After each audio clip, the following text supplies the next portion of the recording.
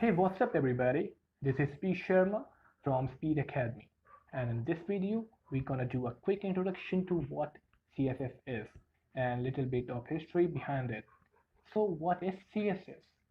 Well, CSS is a setting style sheet. So let me show you an example of website which uses CSS. CSS allows us control of the design of the layout of the website development. It allows us to do styling of navbar, headers, font, and all the stuff you saw when you open up a website. As you can see in my website that I have used the over effect in my navbar. When I point my cursor on the navbar icon, it gets highlighted in its background get highlighted in some different color. And I have also given the transparency to my button.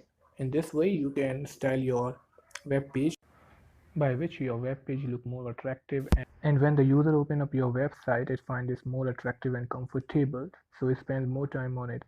So styling not just only allow us to style your web page, just because of your styling your user spend more time on your website. You can also generate a good revenue from the Google AdSense or some sponsor of which sponsor your website for any purposes. We are in version 3 of CSS. CSS, when first introduced in the earlier 90s, it introduced very basic things like adjusting the font size and color of things.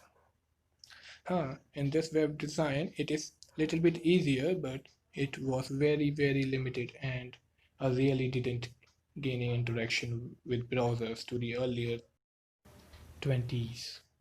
When Export 5.0 came up in the Mac and supports over 99% of CSS1, and it was really a big deal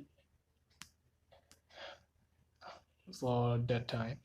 And then CSS2 will come out, in which was awesome, as it introduced a lot of things like positioning Z and X axes, which allows a web designer to place element on a web page literally anyone they wanted to. So let me show an example of CSS2 website. It was difficult for me to find it over the internet, as now all web developers are using CSS3. As all of you can see on a screen, that this is an example of a website which is built in CSS2. As you can see, we have using the heading tag and tables, and just simply use a background color property and color properties and the alignment property, and we have created a table and just simply added an image over it. So this is just a nutshell, and we are covering CSS3 and how to apply it in a real world website. Alright, so that's it the video, so let's just get rocking some CSS3. So till then guys, keep practicing and leave a like and do comment also, because your like and comments only tell me that you are getting whatever I am teaching, and motivates me to make such kind of videos in future. Till then, stay safe, keep practicing. Bye bye.